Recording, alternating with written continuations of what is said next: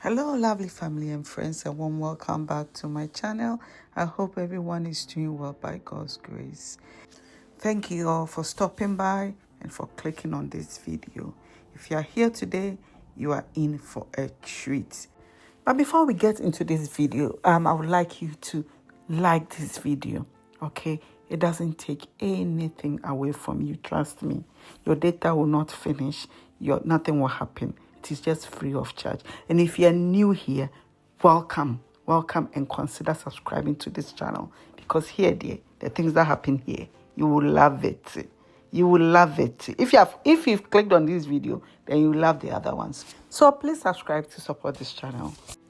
Today, we are making one of Ghana's favorite condiments, shito. This spicy, flavorful black pepper sauce is a must-have in every Ghanaian kitchen. It goes perfectly well with rice, kenkey, yam, and even sugar bread. But making it is a whole new ball game altogether. Very, very, very tedious, and it takes a long time. But today, I'm going to show you a very, very simple and more effective and efficient way to make your shito in no time. If you don't have a lot of ingredients, less than 30 minutes, your shito will be ready. But if it is big, you are going to divide your shito time into 4 quarters of the time. So join me and I'll show you how.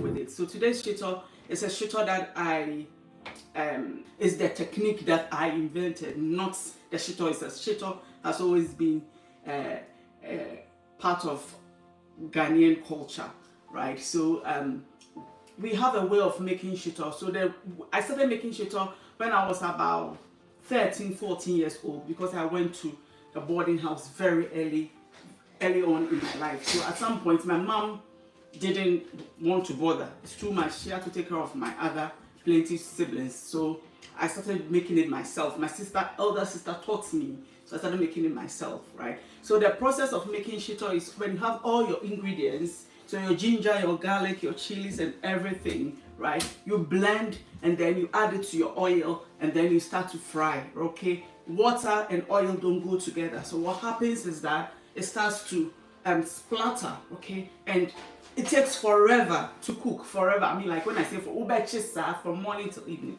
you are still there. If you agree with me, please let me know in the comments, okay? So about 3 years ago, as I was about to make shito, I was just sitting there and I think I was frying something, and then the thought just came to me, as you are frying, you could, then the idea came. That's how it came, actually. I was frying something and then the idea came. So what we're going to be doing is the reverse of shito. If you are new here and you haven't seen that my shito recipe, or even if you're not new and you've never seen that shito recipe before, today I'm going to show you live. So it's a reverse way of making shito, right? So instead of blending all our stuff and then adding it to our oil and standing here and frying, we are going to fry all our stuff and then blend it and add it to the oil. Okay, so when I say all our stuff, it's not everything. We are going to be frying just the ingredients that has moisture in them, because that is where the liquid comes from and that's what causes the splatter. So with this recipe, there is zero splatter, no splatter whatsoever, right? Provided you fry it really, really well. If you don't fry it well, you get a bit of splatter here and here. But then if you fry it bone dry, then you don't have any splatter. Okay, so we're going to be frying the ginger, garlic, and then our onions. Okay, so these are the things you'll be frying, right? Then the rest of them, because they're already dry, so I have my pepper here, right? So pepper, chili, very hot, and then my shrimp powder. I'm going to be using only shrimp powder, but shito, you can add your fish powder or whatever other things, but just the shrimps in shito is amazing. It's just lovely. Okay, so our shrimp powder, and then tomato puree. Okay, so tomato puree is not needed in this recipe because today I am doing the Zongo style shito by using this technique or this method, okay?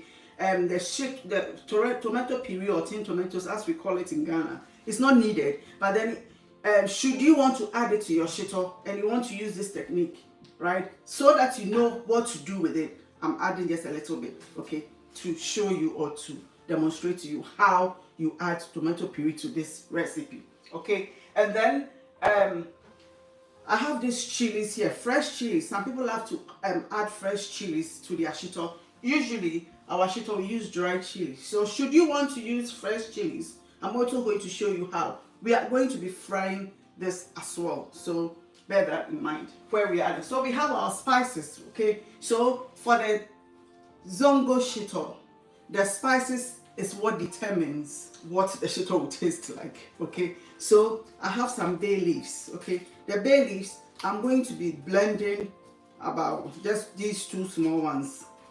I'll blend these two small ones, and then these big ones, I'll just drop it in the oil. Actually, let me drop it into the oil. Okay, so I have some rosemary, I have a sorowesa or a femwesa, which is translated into English as alligator peppers or something, one of them. I have a video of my zongo shito spices, then I will attach that zongo spices video so that you will know the measurements and all the ingredients, okay? So I have also some black pepper, I have wintian, grains of celery, I have white pepper. I've added white pepper this time, okay? My initial recipe, there is no white pepper, so I've added white pepper. I have widiaba, which is calabash nutmeg here. So these are, and then some thyme, okay, or some thyme. Then we have some cloves, pepper, and then in kitten, some of my ingredients, my spices, they're already in a powder form, so I just added it. So the first thing we'll be doing as our oil is heating is to grind this, okay? So I have my grinder ready. Okay, so the next thing that we're going to do starts with the frying. So the frying is what is going to take the time, right? This shito, I say it's 30 minutes, but 30 minutes without the prep time, okay? The prep takes forever, but I mean 30 minutes without the prep time. So if you don't do prepping, then 30 minutes for you, okay? It's now time to fry our ingredients. I'm starting with my garlic. You can fry your ingredients in whichever order you like. There is no set, order. Just fry them and put them together. But then you can't fry all of them together because they all fry differently, like the ginger. You cannot fry the ginger with the garlic because the garlic will burn, okay? Or maybe it may not burn, but then it means that you have to be removing the garlic once it's brown individually, and it may all be cumbersome bizarre. So I just showed you star anise, and I was explaining to you that people are scared of using star anise because it's so potent. So that is how much you can use in your shito, okay? Very little. That will give you a nice taste, but will not overpower your stew or shito or whatever, okay? Hey, asemaba.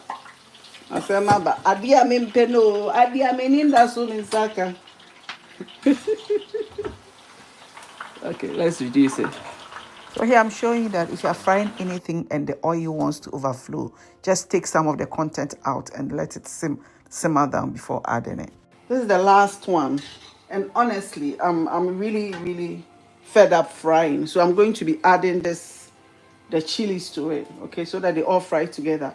If the chilies fry first, because they are big and I can identify them quickly, I'll be able to remove it. So yeah, so if you are frying anything else that is bigger and they cook quicker than the other ingredients that you are frying and you can remove it, it's better. Well, I realized I didn't have to remove the red peppers because they all fried nicely together, right? So I'm scooping everything from the oil, and then I will clean the oil because I don't want any impurities in the oil as I'm adding the blended ingredients to it. Otherwise, they burn and they make the shito bitter. Okay, so I'm using my fine strainer here to clean and remove any, little bit impurities that is there. So the next thing for us to do is to blend our fried ingredients. Okay, blend everything together. You don't need to blend separately. You only blend separately if your blender jar is not big enough to contain the entire ingredients you fried. Okay, so I'm going to add everything. Then you will use some of your oil to blend. If you can blend it without any oil, fantastic, right? But don't blend it with water. No, not possible. That's not what we're doing here. Okay, because we fried, there's no need for you to add any moisture, external moisture. Yeah, we finish with the moisture. Yeah, you moisture in ingredients. So you blend it nicely, and then when the time comes, you add it to your oil, because you'll be adding other things to the oil first. So first, what I normally do is to go in with my tomato puree. If your tomato puree is very, very dense or hard or something, you can actually mix it with some of the oil. Mix some of the oil with the tomato puree and add it straight on into your oil. Or you can do it as I just did it. Just add it straight in there and mix it all. Make sure it's nicely dissolved. Okay. So I added my spices after that. Here I'm adding my powdered chilies. In Ghana, we call it pepper, powdered pepper. That's all. Then after that, I'll add my shrimps. You can add it in any order. Just add it in any particular order that's, float your boat. With formula being, we just adding it at this point. Okay. So then you fry it nicely.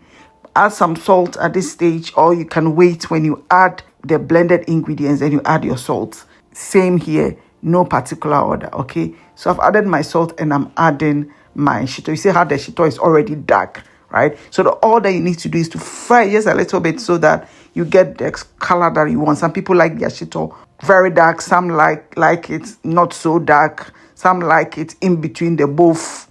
Just as now pebia. However you want it, it is your shito. So you do what makes you. But then shito has to fry very well so that it doesn't spoil quickly.